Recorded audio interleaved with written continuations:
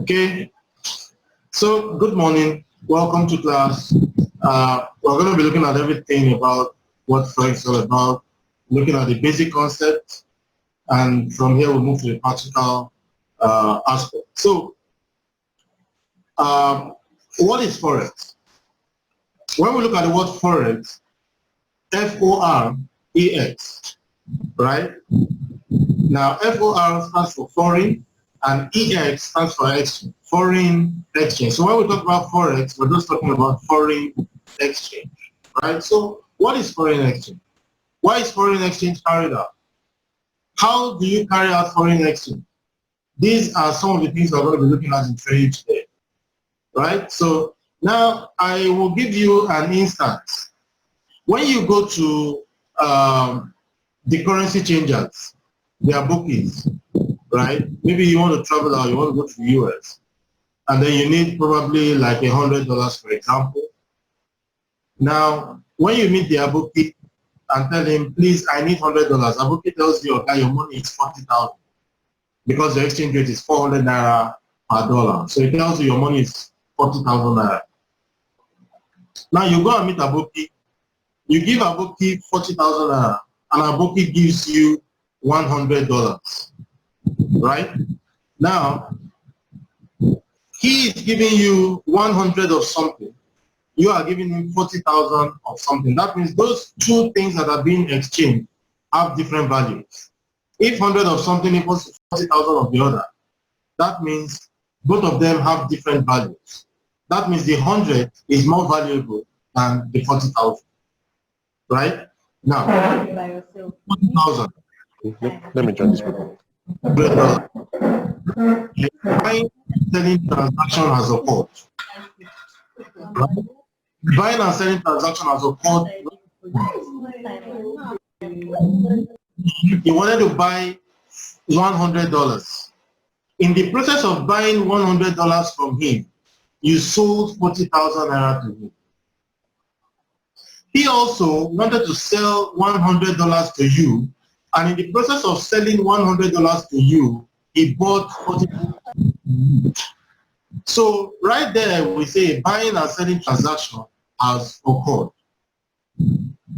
You guys have exchanged currency, you have bought and sold currency, a currency pair, which is the naira to the dollar. I hope we all understand.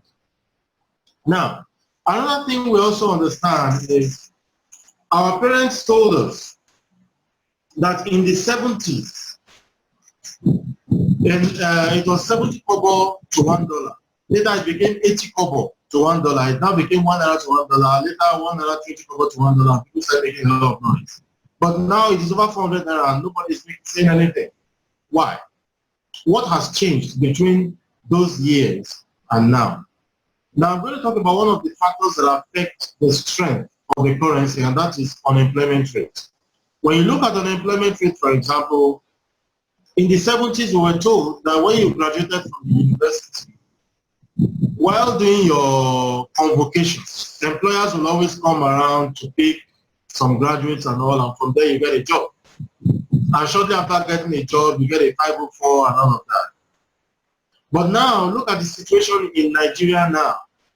You do OND, HND, BSc, PGD, Masters, PhD, everything. Still, there's no job. That's why Dangote will advertise that he needs truck drivers, and you see PhD holders advertising to become truck drivers for Dangote, because there are no jobs out there. So regardless of your certificate, the jobs are not there. So look at the situation in the 70s and the situation now. You see that the unemployment rate has gone very, very bad. And that is one thing that has affected the value of the naira, such that the naira is so weak right now against a currency like the US dollar. Now, another thing we understand from currency exchange is this. When you meet a bookie today, and you tell Aboki, you ask him how much is dollar, he tells you it is 400 naira. How much is pound? He tells you it's 500 naira. Now tomorrow you come and meet the same Aboki and say how much is dollar? I say dollar is now 450. But how much is pound? Pound is still 500. It's very possible. Now every currency pair is independent of the other. The exchange rate of Naira against dollar is independent of the Naira against pound. Is independent of the exchange rate of Naira against Euro, for example. So each currency pair is independent of the other. So when you have a situation whereby the strength of the Naira is constant, but you see Naira against dollar has changed, but Naira against pound did not change. That means it is actually dollar that got stronger. Nothing happened to the Naira. That's why it is constant against the pound, against the Euro and the others. But because the dollar got stronger, then the exchange rate of Naira to dollar went higher. You understand? Because it was only the dollar that went stronger. So the exchange rate of Naira against dollar is bound to change. So we understand now that currency pairs are independent of each other. Now, let's go to what we have in the slides. Understanding the Forex market. Now, what is the Forex market? Let's understand what foreign exchange is. Then we now go to what the Forex market is. Foreign exchange is just, the foreign exchange market is a global market in which traders, investors, institutions and banks, they buy, sell and speculate on currencies from all around the world. Now what goes on in the Forex market is all speculation. That's why we say that in Forex there's nothing that is 100% guaranteed. You understand? So everything that goes on there is speculation. You come to the market and you say, okay, because of this, the dollar is going to be strong.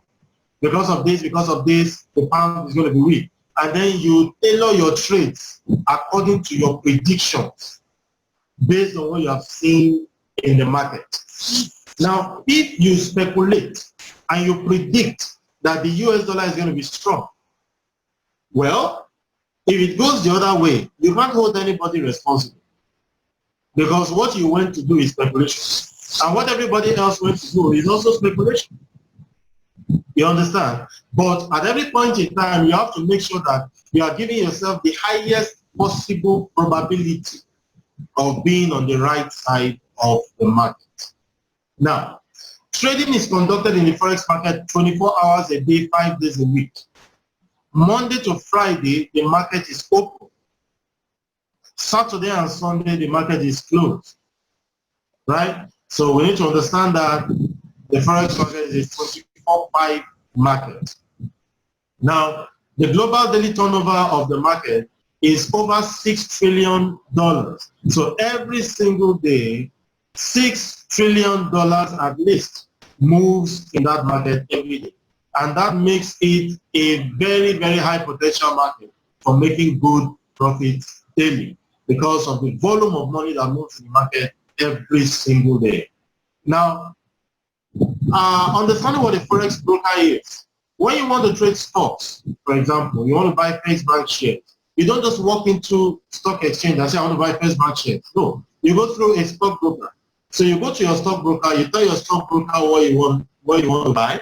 Now, your stockbroker is the one that executes the transaction on your behalf. So also with Forex, you don't stroll into the Forex market, you want to buy pounds, you want to buy dollars or whatever. You go through a Forex broker. So you have to open an account with a Forex broker, and it's your Forex broker that executes your trades on your behalf. They are the one that gives you access to the interbank market. They are the intermediary between you and the Forex market. So what is Forex trading? Forex trading is the act of buying and selling currencies. So Forex trading is just the act of buying and selling currencies. Banks are there, corporations are there, institutional investors are there, insurance companies are there, other companies are there, and everyone is there for a variety of reasons. That's why I hear sometimes that the CBN pumped $250 million into the Forex market. Why? Because they're trying to stabilize the exchange rate of the Naira to the dollar. But for me, as an individual trader, I have no business with trading Forex for balancing, whatever. My own is that I'm going into that market because I want to make a profit. So we are all there because we want to trade and make profits in the market. Other people go there for tourism purposes. You want to travel out, you need to hold some dollars, so you go to the exchanges and you get dollars because you want to travel and all of that. You're also trading Forex. But we are trading Forex online because we want to make Imagine. Now, currencies are traded in pairs. Currencies are traded in pairs. I gave you an example before, Naira against dollar, Naira against pound, Naira against euro. Each one is a pair on its own. And each one is independent of the other. So currencies are traded in pairs, and the value of a currency pair is driven by a combination of economic, political, and environmental factors, such as wars, natural disasters, and elections. Now, I'll give you a case study. Look at Nigeria, for example. We see the insecurity in the northeast. We see the Boko Haram bombing everywhere in Borno State, in Yobe State, in Adamawa, they are bombing and all of that. But it has not really affected the value of the Naira. It has not affected the Nigerian economy so much, because that region of the country is not contributing anything much to Nigeria's GDP. It's not contributing anything much to our economic strength. So when you look at that zone, everything happening there has little or no effect on the value of the Naira. But if Niger Delta Avengers should stand up tomorrow and say they are bombing oil pipes, and they start bombing oil pipes, then you see what's going to happen to Nigeria's economy. You see what's going to happen to the Nigerian Naira. Why? Because our economy is one that is based majorly on oil. So when oil cannot be produced, then Nigeria's economy is affected. Or look at a place like Marina. Imagine that there's a bomb blast in Marina in Lagos. At Marina, you have CBN is just off Marina along Custom Street. You have Stock Exchange House there. You have First Bank's head office. You have Union Bank's head office. You have UBA head office along Marina. Now, if there's a bomb blast there, imagine the effect it's going to have on Nigeria's economy. So a lot of times, things like this affect the strength or weakness of a particular country's currency. So those are some of the things that affect the strength or weakness of a currency. Now, all transactions made in the forex market involve simultaneous buying and selling of two currencies. I gave you the example before of the Naira to the dollar. You giving the Aboki 40,000 Naira, Aboki giving you $100. And I said the buying and selling transaction occurred there. In the process of buying Naira, you are selling dollar. In the process of buying dollar, you are selling Naira. So the buying and selling transaction occurred there. And I said, what happens to one currency, the opposite is happening to the other. You wanted to buy dollar, automatically you are selling Naira. You wanted to sell dollar, automatically you are buying Naira. So what you do to one currency, the opposite is what you are doing to the other one in that pair. Now we have an example here. We look at euro against US dollar. It's a currency pair. Euro, US dollar. When you look at the slide, it's the EUR USD. Euro, US dollar is a currency pair. Now, I want to explain a concept here. When you look at a currency pair like this, you see that one comes first and the other one comes second. When you look at the currency pair, you see that one comes first. That one that comes first is called the base currency. B-A-S-E is called the base currency. The one that comes second is called the quote currency. You call it the quote currency or you call it the counter currency. Now, when you have a currency pair that shows euro, US dollar, you see that euro comes first. So euro is the base currency. US dollar comes second. So the US dollar in that pair is the quote currency. When we look at a pair like US dollar, Japanese yen, for example, USD, JPY, US dollar comes first, Japanese yen comes second. So in that pair, US dollar is the base, while Japanese yen is the counter currency or the quote currency. So the currency that comes first in any pair is the base currency, and the one that comes second is called the quote currency. Hope you understand that. Now, in Forex, we are measuring the strength of the base against the quote currency. What we are measuring is the strength of the base against the quote. Now, I'll give you an example. For me, well, I'm strong, though. I have small muscle, right? But imagine you bring a tricycle, keke, that I should push it. With one hand, I will push the keke, Abi. Now, imagine you bring a car again, and you say, okay, this man, you're strong. You push the keke, okay, push this car. I can use my two hands and manage and push the car some distance, right? Fine. Imagine you now bring a trailer and ask me to push the trailer alone. No matter the muscles I have, I can't push a trailer, right? Now, we are measuring my strength against those vehicles. I pushed a keke because I'm stronger than it.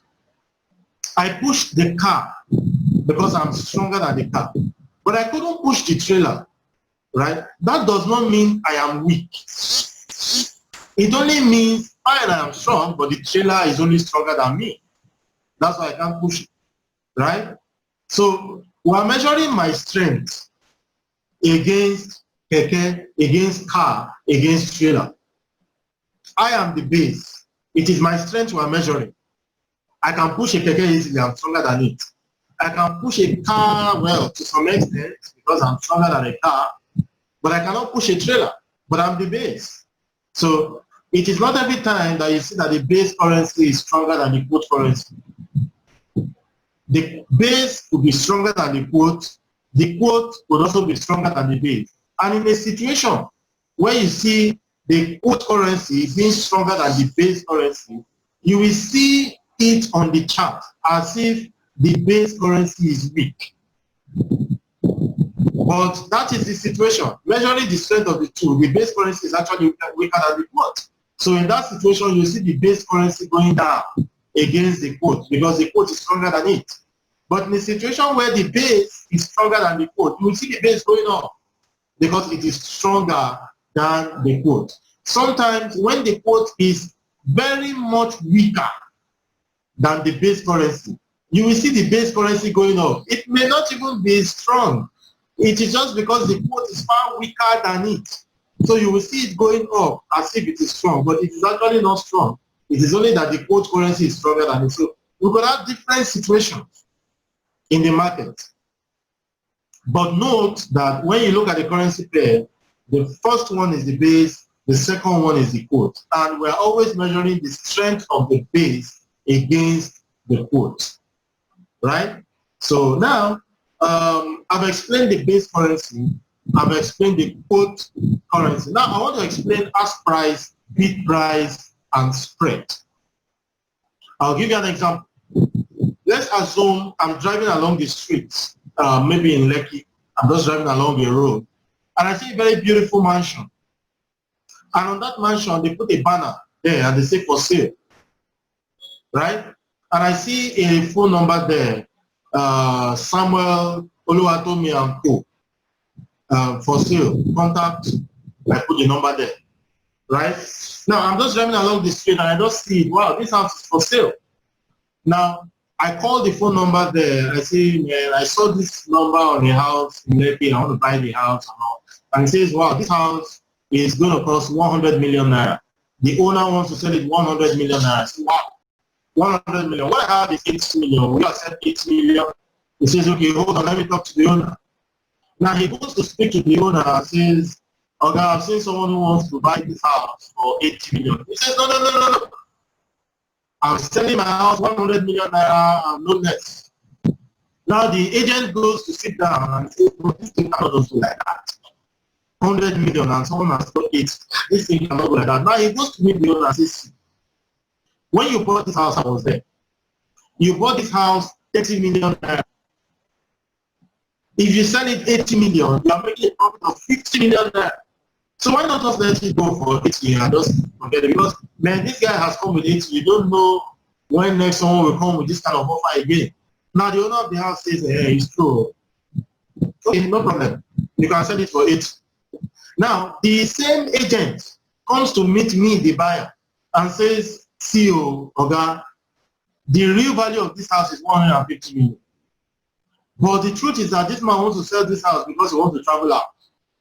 If you don't buy this house today for 100 million, tomorrow the price can change to 150. So I will advise you, sir, look for 20 million and just come and pay and let this house go, right? Because you can see this area is a big man area and all that. Now, I now begin to sit down and say, 20 million, just a difference of 20 million. Okay, no problem. I will have 20 million for you, no problem. Now, I give the agent 100 million naira. The agent will remove 20 million and give the owner of the house 80 million naira. Right? Now, the 100 million naira that the owner of the house wanted to sell that house is called the ask price of that house. The 80 million that I was bidding for that house is called the bid price of the house.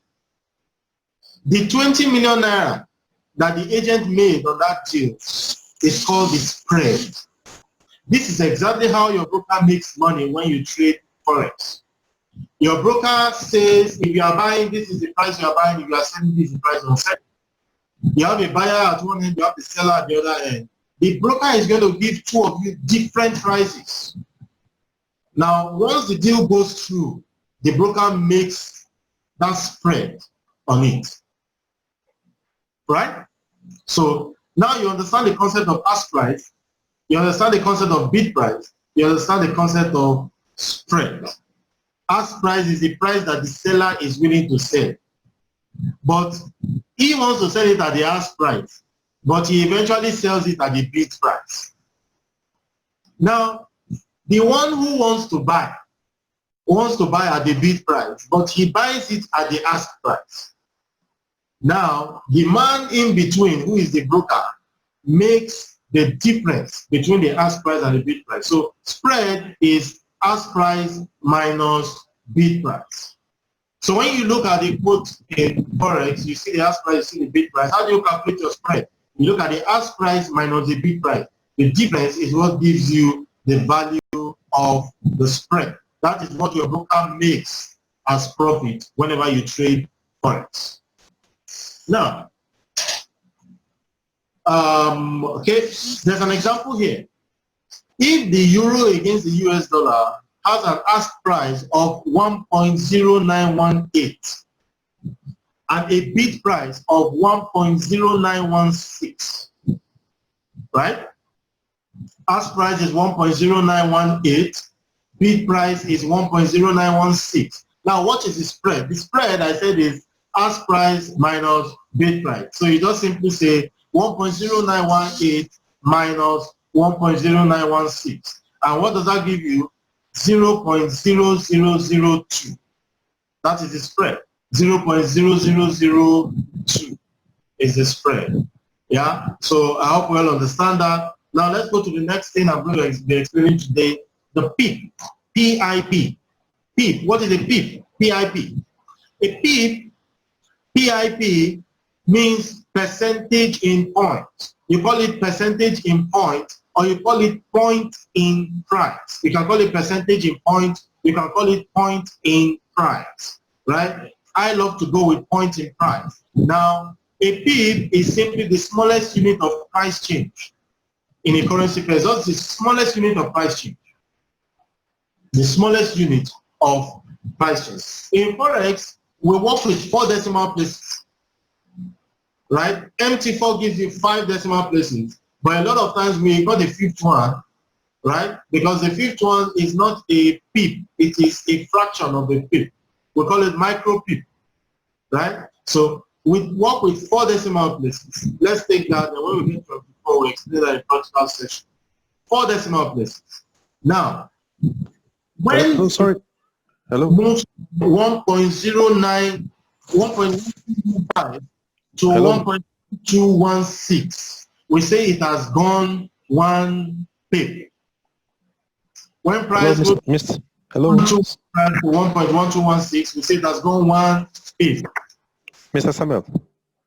Yes, I will take questions after the presentation. Sorry to cut you in. I'm actually following the slide, but I don't know the page where you are now. We are talking about the foreign. I'm looking at the PowerPoint that you shared on the platform, so trying to follow it as you are saying it. The forex terms. Sir? The forex terms. Forex trend. That's slide 9. Okay. Okay, sir. 9. Okay. Yeah, yes, okay, yeah. I'm there now. Thank you so much. All right, nice. Okay, so Sorry. pips, we said the pip is the smallest unit of price change. Now let's assume price moves from 1.1215 and it increases to 1.1216. We say it has gone 1 pip. When price goes from 1.1215 to 1.1216, we say it has gone 1 pip. When it increases from 1.1216 to 1.1217, it has gone another 1 pip. When it goes from 1.1217 to 1.1218, it has gone another 1 pip. So that last decimal place is the smallest unit of price change. So as the price changes, as it moves in pips. It moves in pips, right? Now, we have an exception in the Forex market, is in the currency market. Anything traded against Japanese yen is always in 2 decimal places. Other currency pairs have 4 decimal places, but the Japanese yen has 2 decimal places.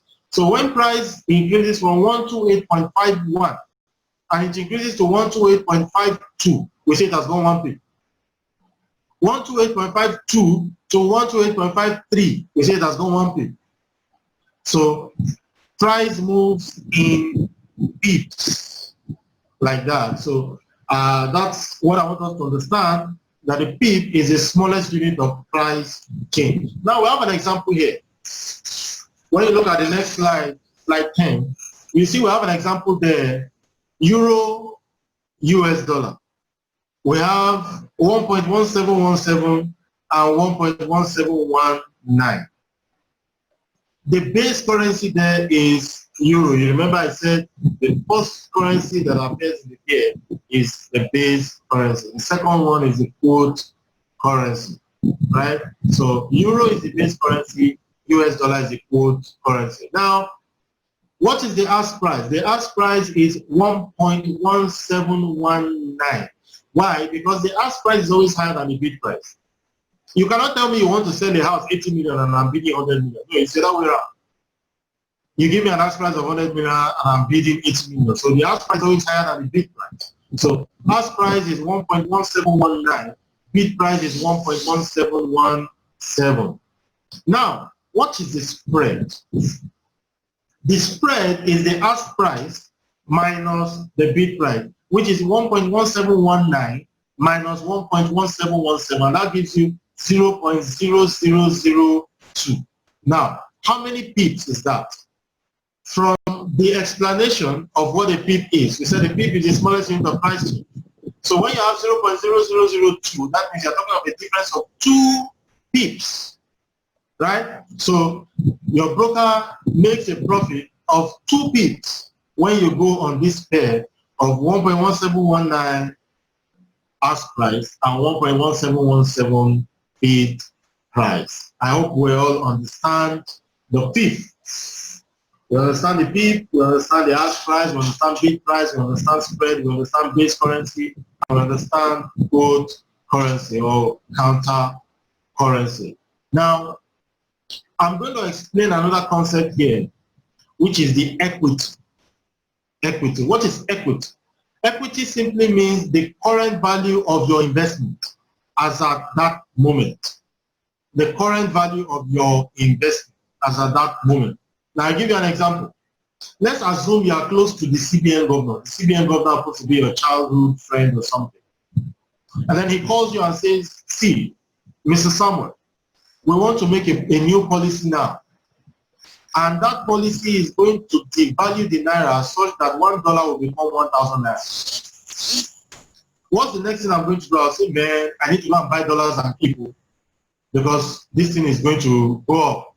Now, I bring 400 million naira because, of course, the exchange rate at the moment is around 400 naira. I now take 400 million naira and I go and give it to Aboki.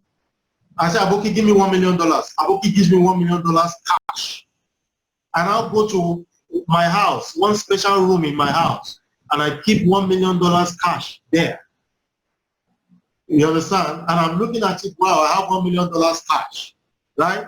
Now, they now make the law tomorrow, the new policy, and then you see the Naira will just start going weak and weak and weak. Now, let's say 1 week later, the exchange rate of Naira to dollar now becomes 500 Naira to $1, right? I will go into that room.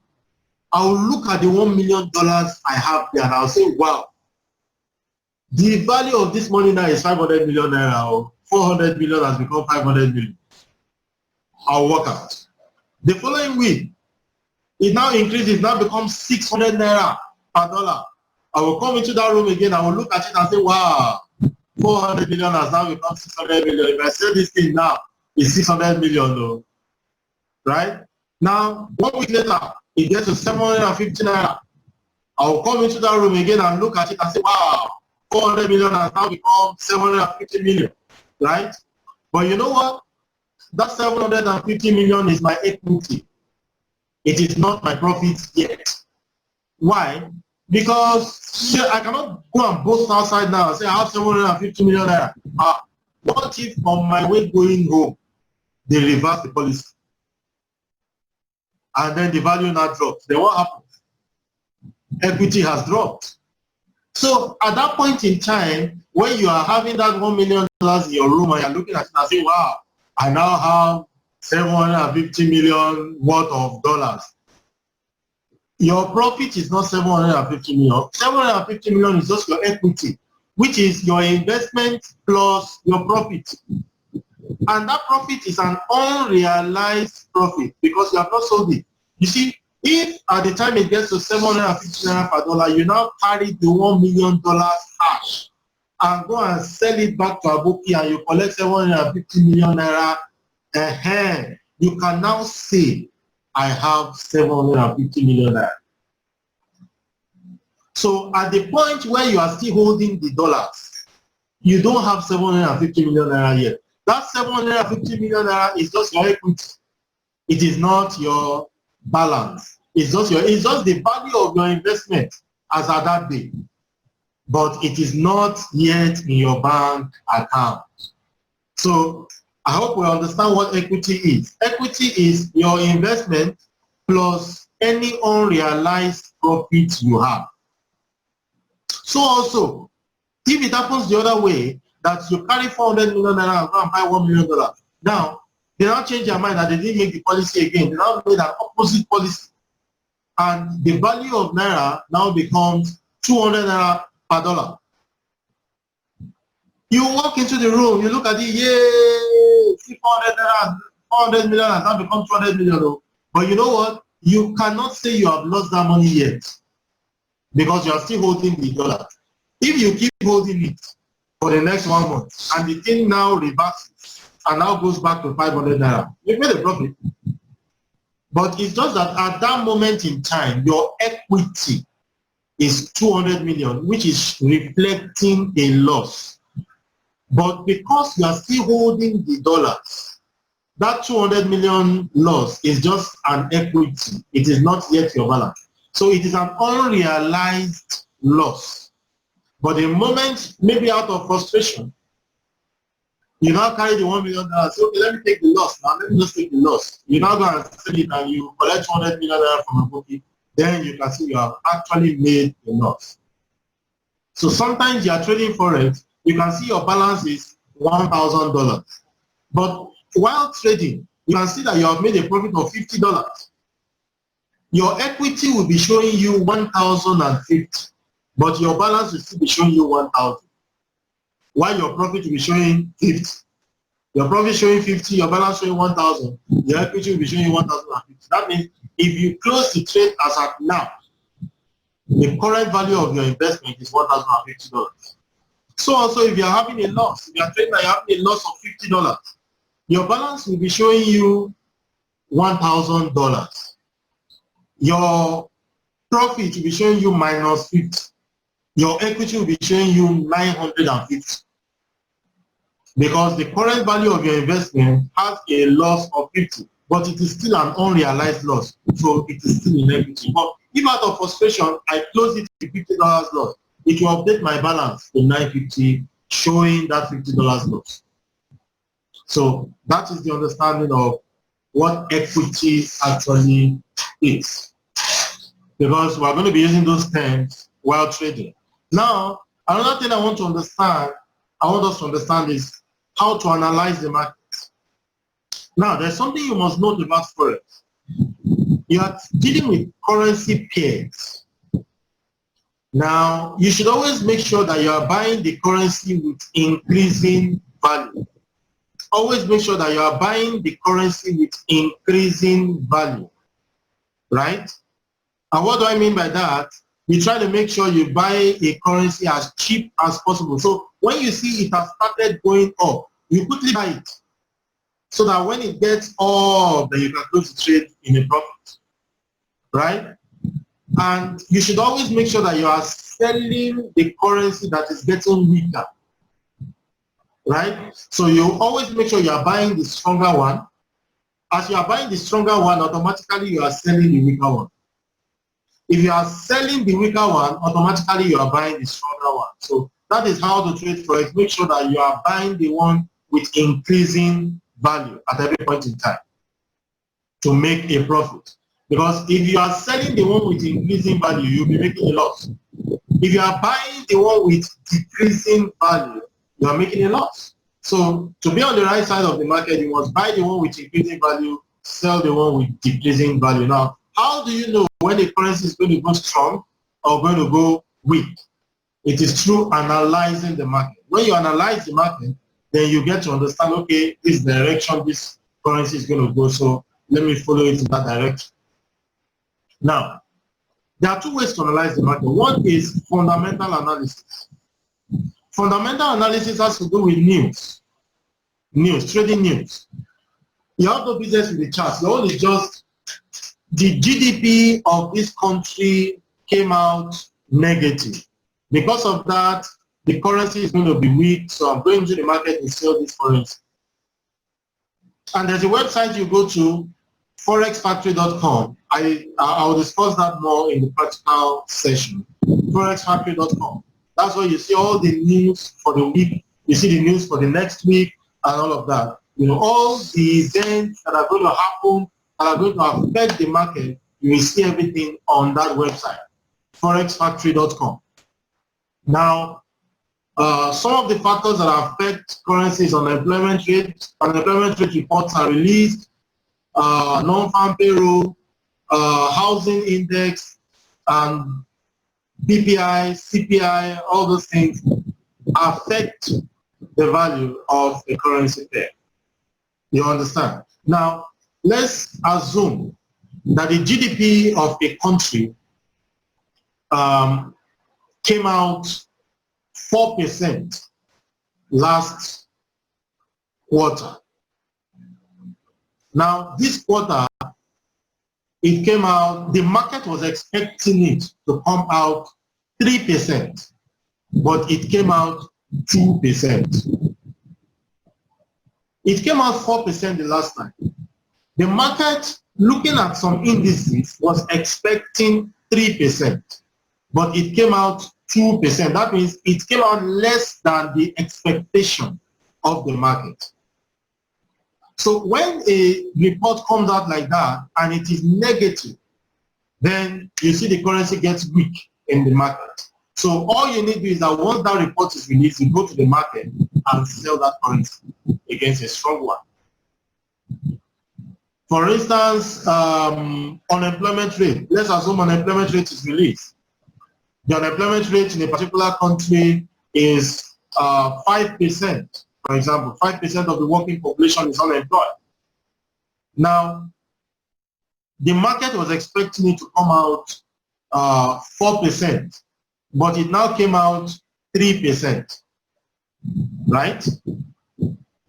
That means the unemployment rate of the country dropped beyond market expectation. Wow, that is good news. Why? Because more people in that country got new jobs in the last 1 month, right? That shows the economy of that country is doing well. Because when people are getting jobs, that means the economy of that country is doing well. When the economy is doing well, more jobs are available for people, right? So when you see that the unemployment rate of a country has dropped below market expectation, then that means that currency is going to be strong. So what you do is you go to the market and buy that currency against the weak one, right? So that's how fundamentals are traded. You trade with information. You trade with news. When news comes, then you go to the market and trade based on your analysis of the report that was released. But technical analysis is different. Technical analysis has no business with news. A technical trader will tell you, I have no business with whether GDP came out negative or unemployment rate came out positive or whatever. My own is that from the chart I can see, the US dollar against Japanese yen has been in an upward trend. The trend is an uptrend, so because of that, I'm going to buy the US dollar. That's a technical trader for you. His own is the chart. He looks at the charts. He has no business with news. As a matter of fact, the technical trader will tell you everything that happens with news reflects on the chart. So they follow the analysis on the chart. I, for one, am a technical trader. I love charts. I love analyzing charts. I sit with charts several hours a day, analyzing, looking for opportunities and all. So I am more of a technical trader. I look a little less at fundamentals. Though I look at fundamentals sometimes when I want to make some fast decisions. I look at fundamentals, but I am more a technical trader. We look at the charts. We look less at news. You understand? So that is fundamental analysis and technical analysis. Fundamental analysis has to do with trading with information, trading with news, while technical analysis has to do with analyzing charts to make trading decisions. Now I want to talk about leverage. Leverage. Your broker offers you a service that is called leverage. Leverage simply means trading with borrowed capital. Trading with borrowed capital. That means you can trade big using small money. Now, I will explain. Let's assume that you have a leverage with your broker of maybe say 1:500. 1:500, right? Now, you make a deposit in your Forex account, a deposit of $200, right? Now, that means with your leverage of 1:500, it means any amount you put in that Forex account, your broker multiplies it for you times 500. So you appear in the market like a big boy. So let's say you make a deposit of $200 and you are using a leverage of 1:500. That means the $200 you put, they are going to multiply times 500, right? Which means you will be having about $100,000, right? I think that's $100,000. Wow, awesome. So you put $200 in your account using a leverage of 1:500, and another man who goes in with $100,000 cash, both of you can trade and make the same profit. So that is something your broker helps you do. Now, that means that's why a lot of people tell you can double your money and triple your money in one day in Forex. They are saying the truth. It is very possible for you to triple your money in one day trading Forex, right?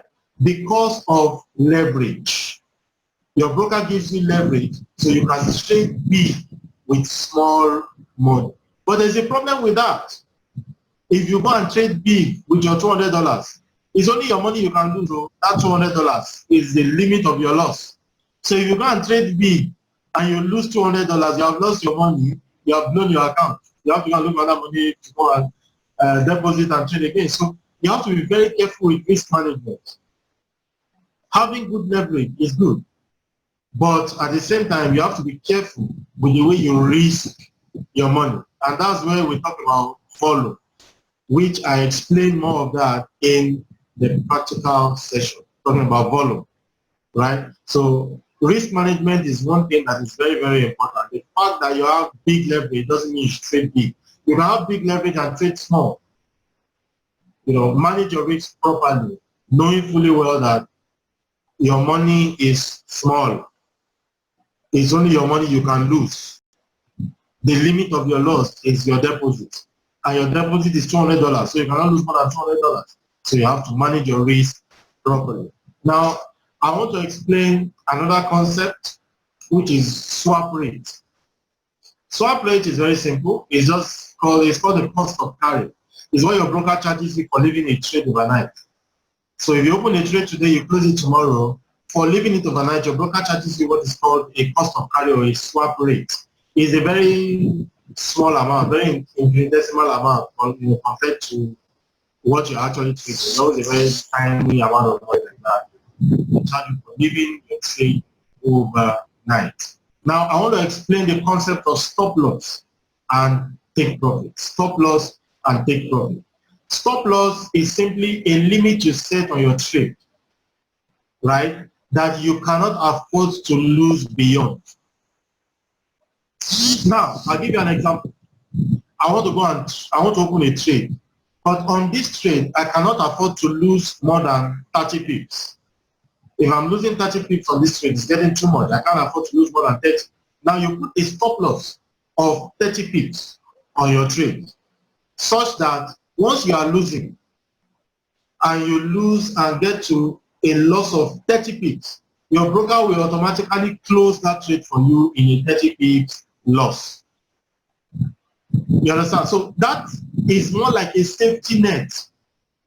Some people trade without stop loss, and before you know it, they are seeing minus 200, minus 300 pips. So to prevent such big losses or large drawdowns, you have to use what is called a stop loss to safeguard your account. So whatever you are willing to risk on that trade, you put it as your stop loss. I'm willing to risk 30 pips. I can't afford to lose more than 30 pips. Put your stop loss there on 30 pips. So that's what a stop loss means. Now, take profit is the other way. Let's assume I want to go out and I open a trade. I want to go out.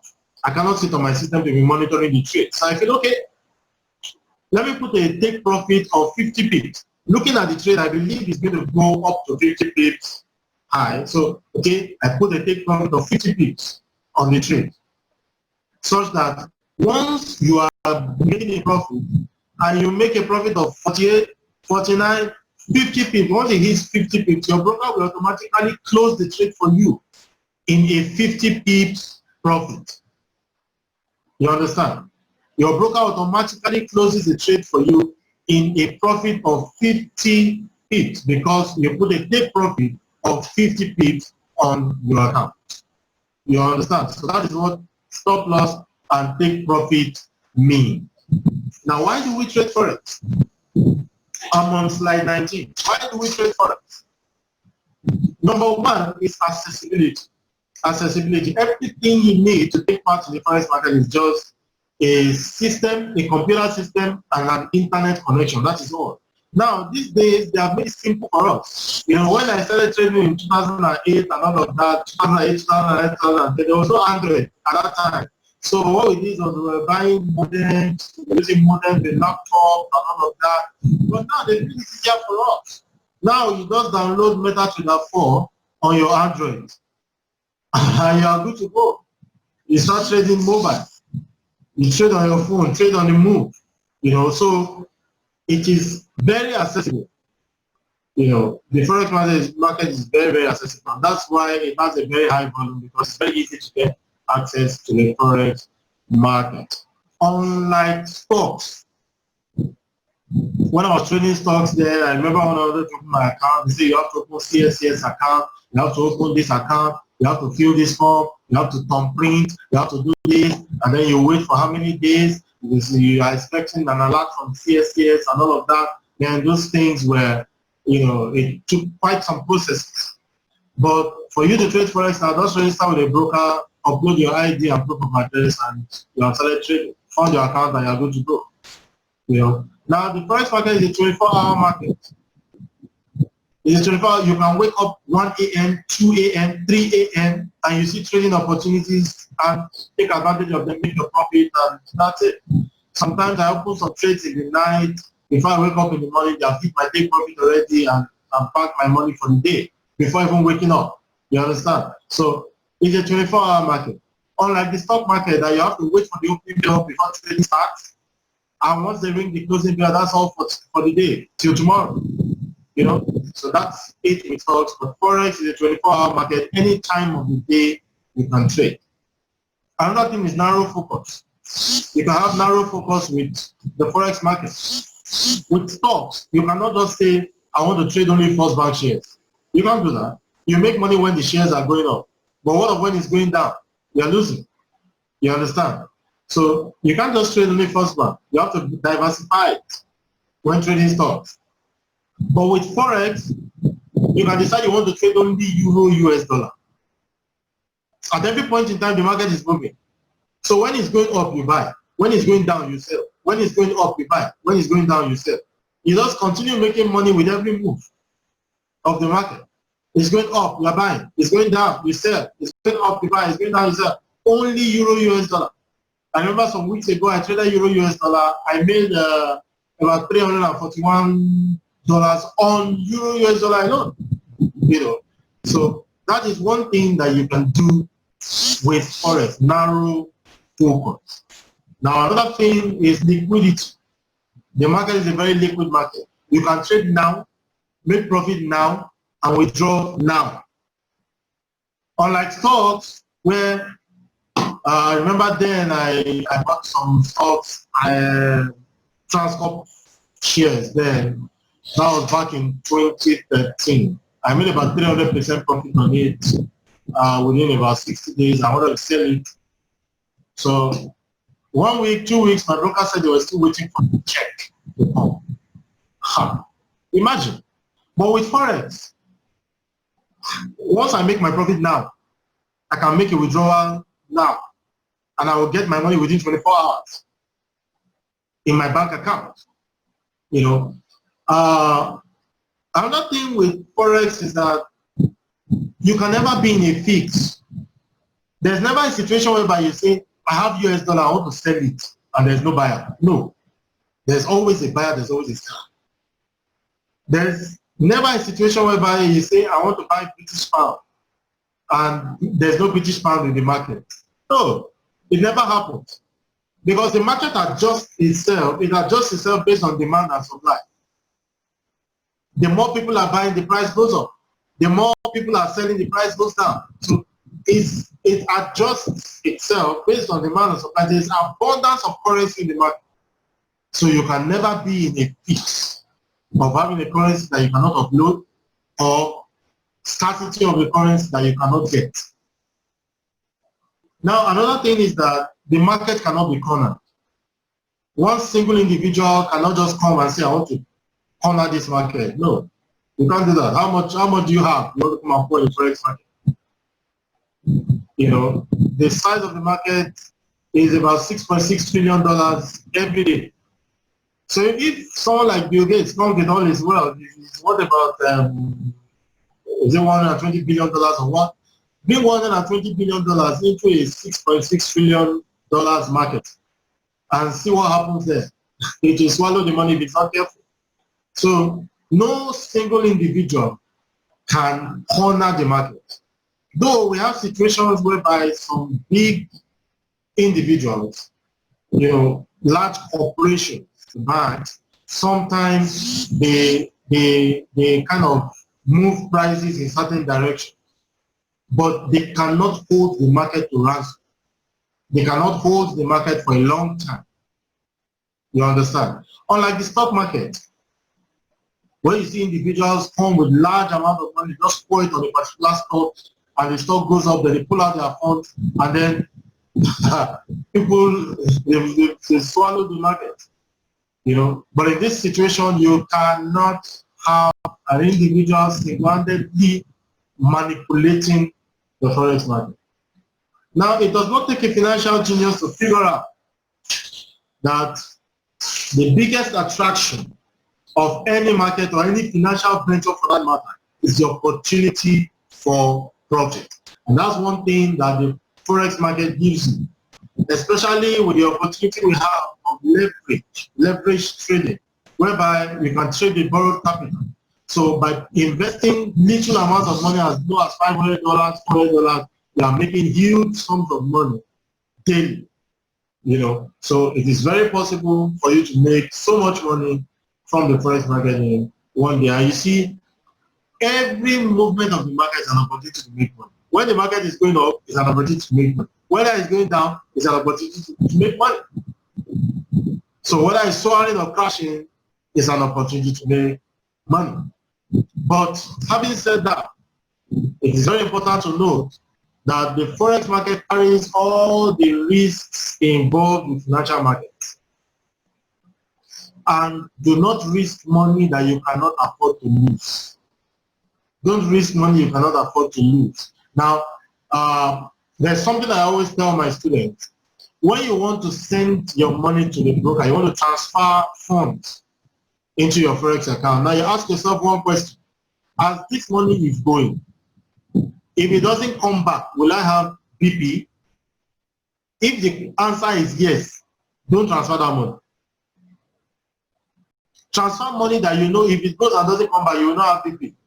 Maybe you are a hustler now, you say, oh, I'm a hustler, I can put 1 million there. If the money doesn't come back, I can always hustle at that 1 million. Fine, then you can put 1 million there. Don't put your house rent. Don't put your children's school fees. Don't put your father's gratuity in Forex.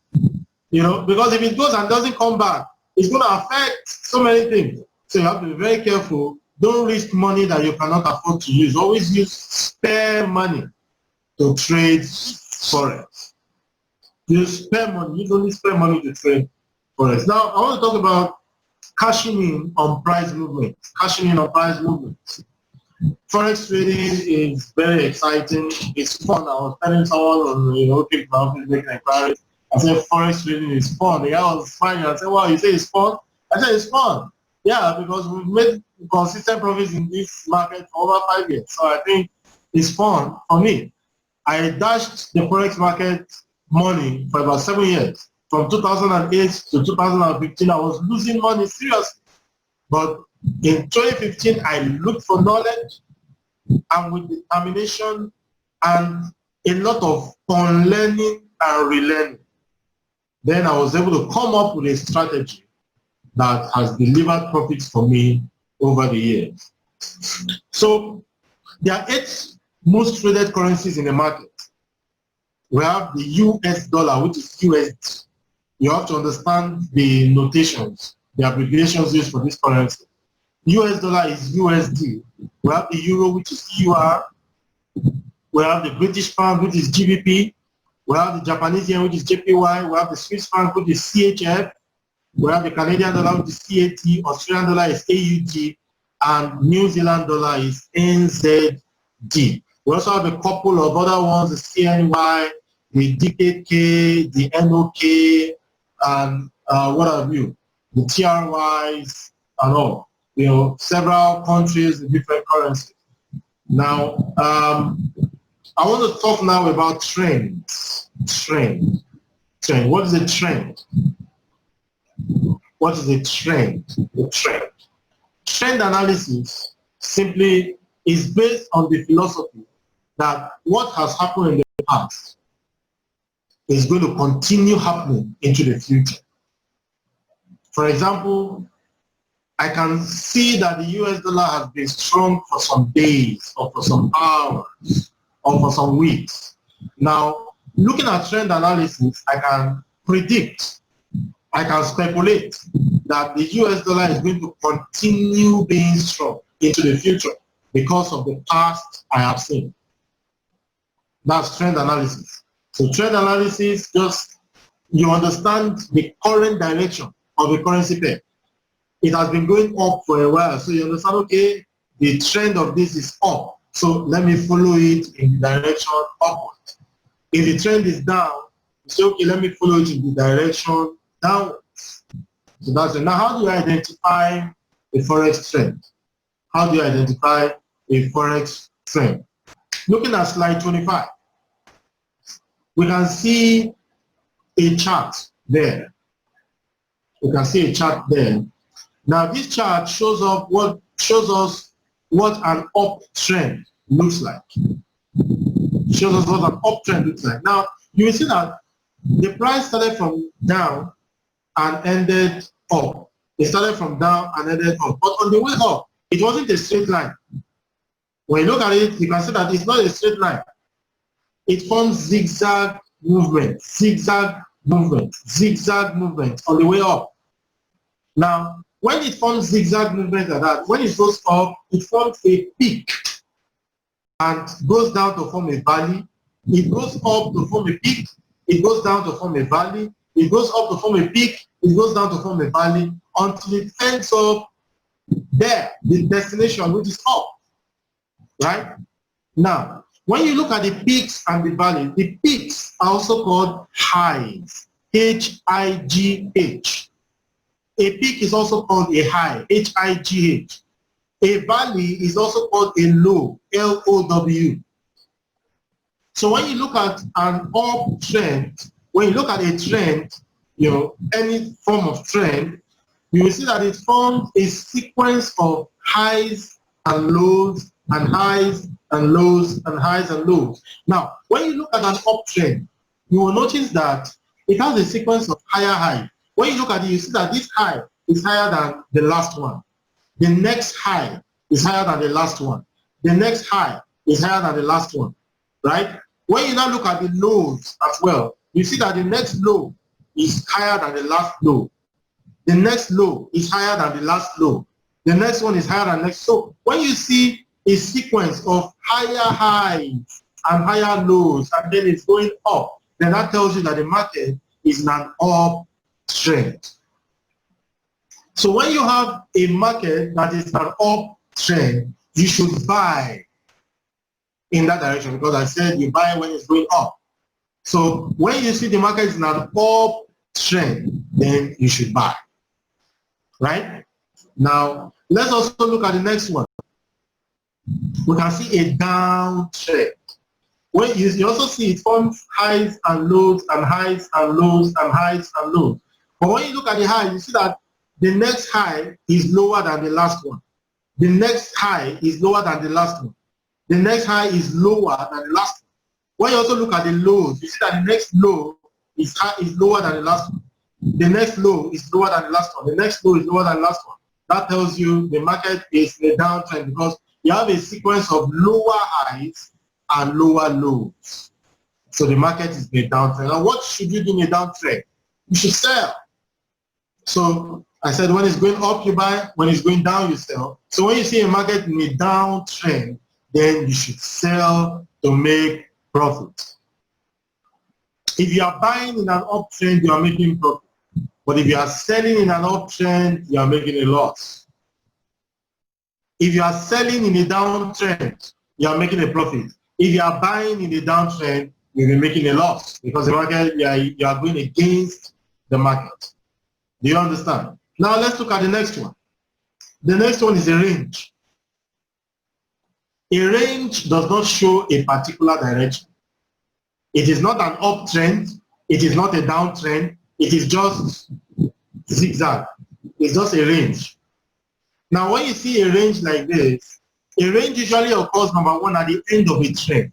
When a trend has gone and then it reached a peak, then it kind of corrects itself. It experiences what we call a correction. You understand? Like when you are traveling from Lagos to Onitsha, on the way going, when you get to Ondo State, you get to Ore, you park your vehicle, you park, you come down, you relax, you stretch your legs a bit, you buy food, you buy banana, you buy granite, suya, and all of that. You just want to relax a bit before you come and continue your journey. So when the trend has gone a particular distance, it tends to relax a bit. It tends to relax a bit. So during that relaxation, we call that relaxation a correction. We call it a correction. So the market is kind of, relaxing before it fires. Now, when you look at the shape of a range, you will understand the next move. Because of course, after every range, you have a big move. Now, is the move going to be up or down? The shape of that range, it is easier to make predictions with a trend rather than with a range. Because with a trend, you just look at it and say, okay, I can see higher highs and higher lows, so I buy. That's an uptrend. I can see lower highs and lower lows. It is a downtrend, so I sell. But with a range, you can't actually make predictions with a range because it's not showing any particular direction. You understand? Now, it is also important that you trade in the direction of the trend rather than against the trend. When you see an uptrend, you don't sell. You should look for buying opportunities. When you see a downtrend, you don't buy. You look for selling opportunities. So don't trade against the trend. Now, another thing I want to explain is time frame. We have different time frames in Forex. We can have long term, we can have intermediate, we can have short term. Now, we can have a trend inside a trend. And I'll give you an example. You can look at the chart and say for the last 12 months, this currency pair has been in an uptrend. For the last 12 months, a currency pair has been in an uptrend. But in that uptrend, you have zigzag movements, which means that over those 12 months, there will be a particular month that the market was going down because the movement is zigzag. So there will be a particular month that the market was going down. You understand? Now, within that month where the market was going down, it is also zigzag. So there will be a particular week that the market was going up. You understand? Now, also within that week that was going up, it was also a zigzag movement. So there will be a particular day that the market was going down within that 1 week that was going up. Within that day that was going down, you also have maybe 1 or 2 hours where the market was going up. So you can have a trend inside a trend inside a trend. But what is very important is that you stick to the chart you are using. If you are using a 1 minute chart to analyze, stick with your 1 minute. If you are using 5 minutes to analyze, stick to your 5 minutes. If you are using 4 hours, if you are using 1 day, 1 week to analyze, stick to the chart you are using. Don't look at daily chart and say, okay, daily chart is going up, and then you make your trades in direction of an uptrend. Then when you look at 15 minutes, you see 15 minutes later, hey, it's going down. No. Stick to the daily chart you are using. So it's very important that you don't use different charts to confuse yourself while trading. When you are using a particular chart, you stick to it. Now, before you place a trade, identify the pair you want to buy or sell. These are the steps to make a trade on slide 30. Before you make a trade, identify the pair you want to buy or sell. Is it Euro USD I'm going for? Is it USD Japanese yen I'm going for? Which one are you going for? Now, when you decide on that, then you decide on your volume. Do you want to go high risk or you want to go low risk? Now, these are things I'm going to explain in the practical session, how to manage your risk. Now, you need to consider applying stop loss or take profit. Do I want to put stop loss on this trade? Do I want to put take profit and all of that? You put stop loss, put take profit, then you can now open the trade in direction you want to go, whether a buy or a sell. Right? Now, the quest for volatility. The market is open 24 hours a day, but that does not mean that every session is open 24 hours a day. Right? Now, let's look at the next slide that shows us the time frames for different countries. Right? Now, the London session opens at 8 o'clock GMT. 8 o'clock GMT, which is 9 o'clock Nigerian time, because Nigeria is GMT plus 1. So while the London session is open, New York opens at 1 o'clock GMT, which is 2 p.m. Nigerian time. New York opens. Now, as New York is closing, Sydney opens, which is Australia. While Sydney is open, Tokyo opens, which is Japan.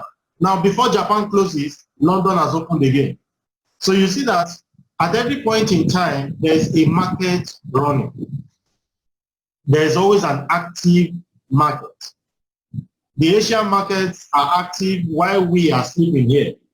And when we are awake, they are sleeping, and London is active, US is active. So that is what makes it a 24-hour market, because at every point in time, you always have a market active. You understand? Now, what are the best times to trade? According to what I put together in this slide, the best time to trade is 8 o'clock to 9 a.m. GMT. Why? Because that is the period that the market experiences the highest volume, the highest movement. You understand? And of course, it is when there is volume in the market, when there is movement, that's when you can make money, because it is from fluctuations. It's from the market fluctuations, the market movement. That's where you make your money. So you have to make sure that you are in the market where the market is having the highest level of volume. So that is 8 a.m. to 9 a.m. GMT, which is 9 a.m. to 10 a.m. Nigerian time. And also 2 p.m. to 6 p.m. Nigerian time, which is 1 p.m. to 5 p.m. GMT. So come to Nigerian time, that is 2 p.m. to 6 p.m. Those are the periods that are the best times to trade. That is when the market has the highest volume, the highest movement, the highest volatility. You understand? So even though the market is open 24 hours a day, you have to plan your trading according to the time frame you want to trade. You understand? I always love to go in the London session, in the morning. I love to trade in the morning. I also trade in the afternoon. Anything after 6 p.m., I leave the market till the following day. So that is it. Now, forex trading rules. You see these forex trading rules here? I didn't read it anywhere. Nobody taught me. But from experience, I was able to put these things together. These are the things that made me fail when I failed. These are the things that made me dash the market money for 7 years. So I put these as forex trading rules as things that you should not do as a forex trader. Number one, your lot size is your first consideration. That will be explained in the practical session. Your lot size is your first consideration. Don't go high risk. Always make sure that your risk is as low as possible. Don't say because you have leverage then you trade big. No.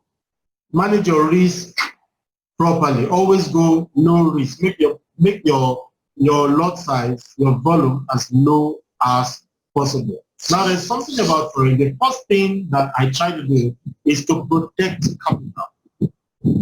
Your first aim is to protect your capital. That prevent your capital from dropping. Protect your capital to the last dollar. Now, when you have protected your capital, then you can now look for opportunities to grow it gradually. Don't go to the market to say you want to double your money, triple your money in one day. It makes you lose. But what I always try to do is 5% daily. Go for 5% every day. If you make 5% every day, in 1 month, you have made over 100%. And a lot of times, I hardly make 5%. Most of the time, we make 10%, 12%, 15%. That's what we do. So, just make your target 5%. If you make 10%, then, you'll be very happy because, fine, you have exceeded your daily target. So try to make your risk as low as possible. Another thing is make good use of stop loss and take profit. Make good use of stop loss and take profit. Don't say you are trading as a newbie. For some of us experienced traders, I put some trades and I don't put stop loss because I'm able to see some things. I know this, I go low risk and I don't put stop loss. But sometimes I put stop loss. So you have to make sure you make good use of stop loss and take profit because it's not every time you'll be on your system, right? So you have to put a take profit there so that if you are not around and the market goes in your direction, at least you can bank something. then put a stop loss there so that you don't end up seeing minus 200, minus 300 on your trades. You manage your drawdowns as much as possible. So consider using stop loss and take profits when you trade. Now, it is not a must to trade every day. That's the third point. It's not a must to trade every day. The fact that you traded yesterday and you made 20% doesn't mean you should trade today at all. Like, for example, today there's bank holiday in the US and the UK. So I just saw about 2 opportunities this morning, and I just took advantage of them, and I was just put my trades there, you know. But I'm not trading much today because I can see bank holiday, so I know there's going to be low volume. US bank holiday, UK bank holiday. So I'm not trading much today. It's not, I cannot come and say because I made 20% on Friday, then I must trade today. No. You know, I wouldn't have gone into any trade. It was just because I saw some exceptional opportunities I felt I can't afford to let this go. So I just took them and made money on them in the morning. You know? So that's it. It's not a must to trade everything. Now, you must watch out for specific patterns. When you see a pattern forming, wait for the pattern to form completely before you go into the trade. Don't assume it will complete it. It will complete, so let me just go in now. What if it doesn't complete? What do you responsible? The money is your money. You understand? So watch out for specific patterns. Wait patiently for them to form before you go in. Only trade when you are sure of your trading decision. Don't look at the market and say it may go up, it may go down, it may go up, it may go down. Okay, let me buy. It is your money, your risk.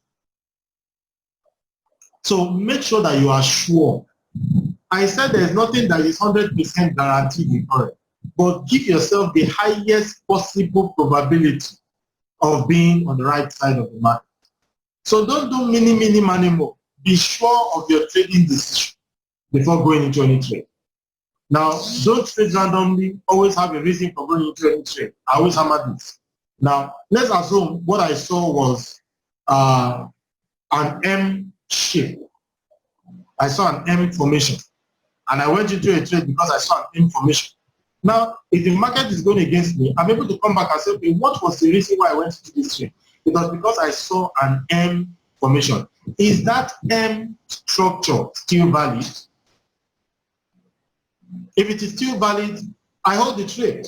If it goes against me, it will come in my favor. So I won't throw this in the loss. But if I look at the M and it's now becoming something else, the shape has changed, then I can say, okay, this is a bad trade. Let me take my loss on it and move to another one. You understand? So always have a reason for going into entry so that in case the market starts going against you, you can always come back to that reason and find out if that reason is still valid. Now, ensure you pay attention to picking a good entry point. Don't enter the market anyhow. Pay attention to picking a good entry point. Know where you are entering. Know where you are exiting. You understand? Know where you are entering the market. Know where you are exiting the market. Don't just trade anyhow without any trading plan. Always have a trading plan.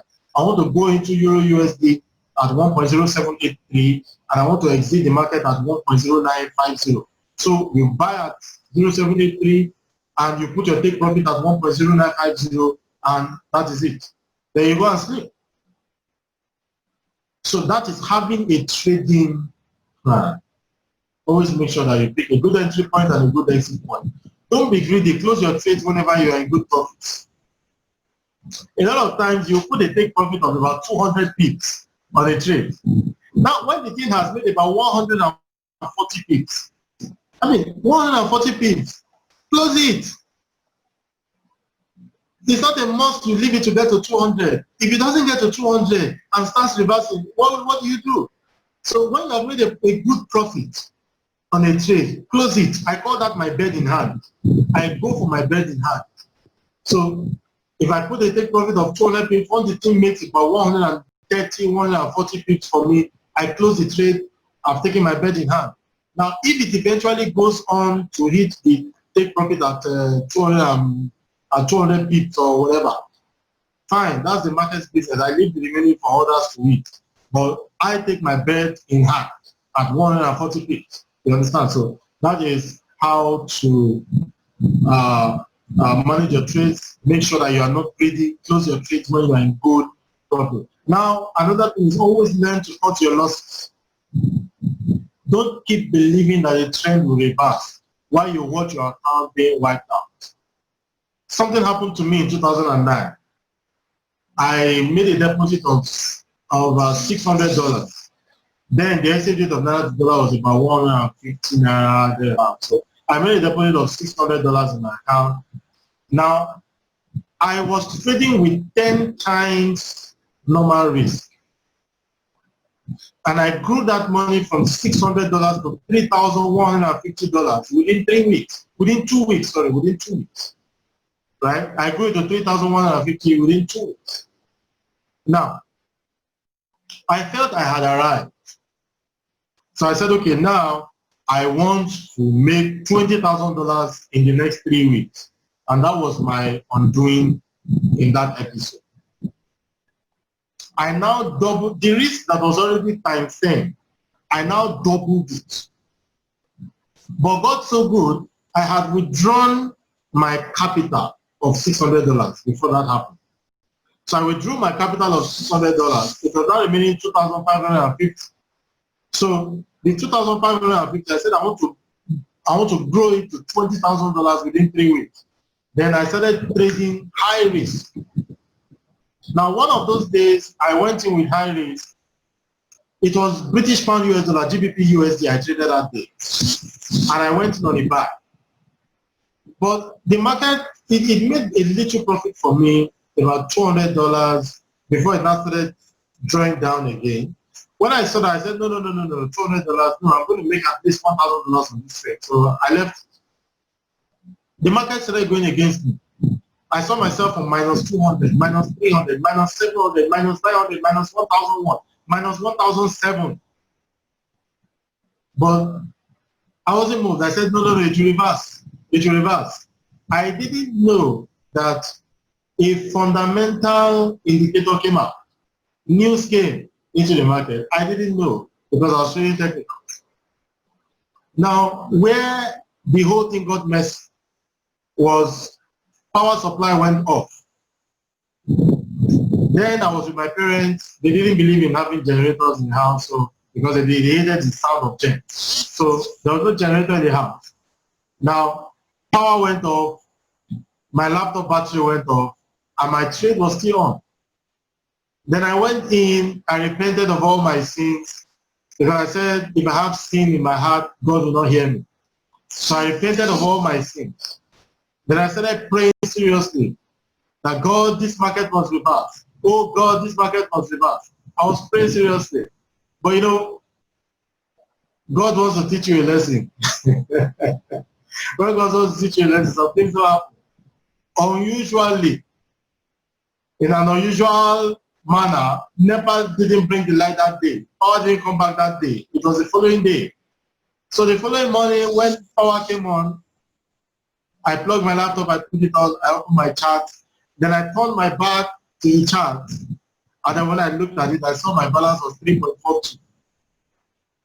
It had actually cleared that account. Now, I went back to the market and I checked. I said, okay, what actually happened while I was away? I could now see that after clearing my balance, the market now went in the direction that I predicted it would go. But because my risk was too high, it had cleared my balance before going in my direction. But if I had used low risk, it should just clear, it should just go maybe minus 100 or something, and then go in my favor. And I'll have made money on that trade. But because I went in with high risk, then it cleared the account before eventually going in my favor. You know, so that is the advantage of going with low risk. And then another thing is, don't keep believing a trend will reverse. I saw it going against me. I saw it on minus $300, minus $700. I should have closed it there.